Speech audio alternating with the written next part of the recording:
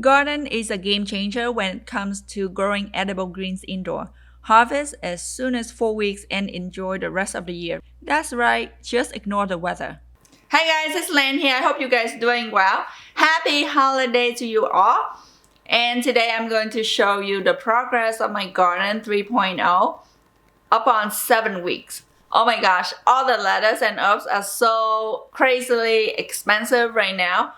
I'm so glad that I have my own supply right here. I made a video on the Gardyn 3.0 that I unboxed and reviewed a couple weeks ago. Please check it out if you have not. Anyway, today I'm going to show you in detail this guy right here. Let's get started. This is how it looked when I first set up the garden. I put the seed cubes in and all that good stuff. This is how it looks after the first week. Everything sprouted except for 4 cubes. Pepper can take a long time to sprout, up to 3 to 4 weeks. So just be patient and don't just throw it out. At week 4, you can start to harvest some of the lettuce. I recommend starting to sprout new cubes to replenish some of your plants. Lettuces will bolt, aka finish their producing stage at about week 6. After that, they'll become bitter and there's really no point to keep them around unless you want to see, I guess, how lettuce flower look like. Anyway, get rid of it and put in some new cubes. I would cut the green right here. Look how glossy and beautiful it is.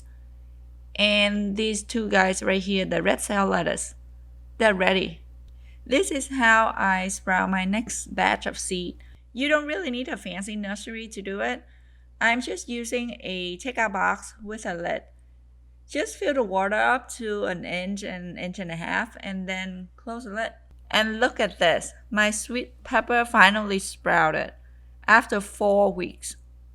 I'm going to leave it here until it develops a true set of leaves before I move it to the system with a nutrient. And please remember, there shouldn't be any nutrient in the water during the sprouting stage. Say hello. Hello. You gonna help mommy today? Yeah. Okay, let's go harvest. The garden looks pretty full at week 6. At this point, I've been harvesting every week here and there. At the top, I have the Genovese basil. I think I've kind of heavy-handed on the nutrient. That's why the leaves are curling inward. Anyhow, I need some basil today for my pasta anyway, so I'm going to trim some to prevent it from growing taller. So I'm going to cut at the top to leave 2 sets of leaves on the side like this so that it grows in 2 different directions. The plant on the left is the jalapeno. It's about to flower at the top. I haven't trimmed or done anything to it. I'm just gonna let it be for now. And this one is the cherry tomato. It's flowering and developing fruit. To have the flowers pollinated, all you need to do is just gently shake it like this every now and then. The one on the left right here is the green mustard. The variety is called Mizuna.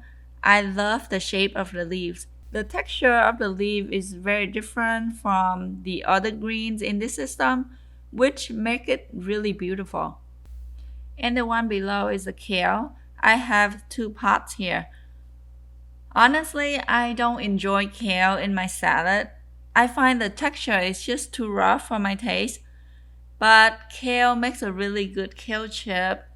Some olive oil, peanut butter, mixed with a bit of salt and pepper flakes. So good. Besides basil, I use thyme a lot in my daily cooking, from pizza, pasta, just to spice up some olive oil for some bread. And lamb. Every time I cook lamb, thyme is a must. And down here we have Swiss chard. Look at the color, how vibrant. It would add a really beautiful color to your salad. But to be honest, I don't really like the texture of Swiss chard when it's raw. Usually I saute it with garlic, but it's so beautiful. Oh my gosh. And this is the dill. So much dill, and I don't know what to do with it. Besides the deviled egg and pickled cucumber, I don't know what dill is used for. Please let me know if you use dill for something, because I don't know. I have no idea. I can't think of anything that used dill. Next one is topsoil. It tastes like bok choy. If you've had bok choy, you know what I'm talking about. I don't know anybody that eats topsoil raw. What I do is cut right here and then saute with garlic. Again, I saute a lot of stuff. This is another topsoil. Can you believe it? I thin it out to one plant because I really enjoy the rosette shape of this plant, so I thin it out. Just one plant right here. And this is another, what kind of lettuce is this? And you can see that I already harvested once already. Let's see. This is called the Rouge Diver. I need to move this guy somewhere to get some more light. There's another one right here that I started a couple weeks after I started the whole thing. Usually I try to stagger it so that I constantly have a supply of lettuce. This is a green.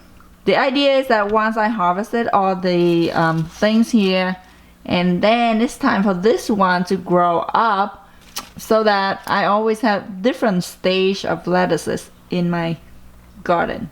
More lettuce and more lettuce. Oh, this is the red sail lettuce. I know some people express concern that they have a little color, brownish and reddish color in the lettuce, and they say, what's wrong with the lettuce? I say, nothing's wrong. That's how it's supposed to be. That's the variety. This is the red mustard. Yummy. If you want soft texture, you go with the red sail lettuce or the butterhead. But if you want something crunchy, you go with a Monte Carlo. I'm going to demonstrate the crunchiness of this variety.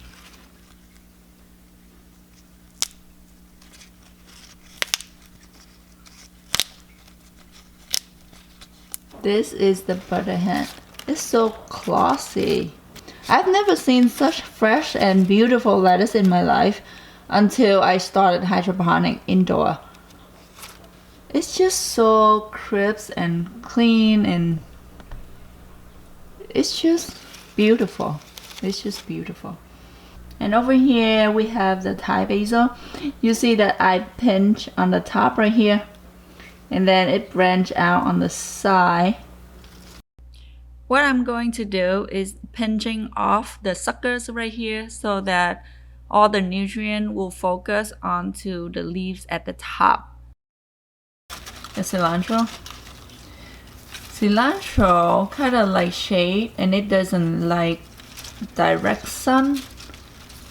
It likes cool weather, so that's why I put it on the side of the garden.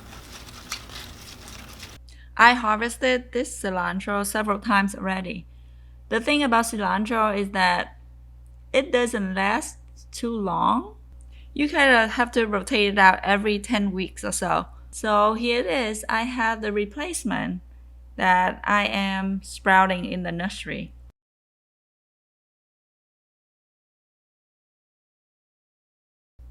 The arugula came with the garden has always been very intense for me. Not sure if it's the variety or because it bolted already. I find it very spicy comparing to the ones in the store. The one in the store doesn't have much taste to it, but this one I guarantee you. Try it and you'll see what I'm talking about. So intense. I'm not a big fan of the mint variety that Gardyn offer. It's just like the mint from the Arrow Garden always tastes bad. When the spring comes, I'm going to get the mint from my soil garden and then propagate it and grow in here. If you have a variety that you love in seed, please do let me know. I'm going to pull this mint out and grow something else.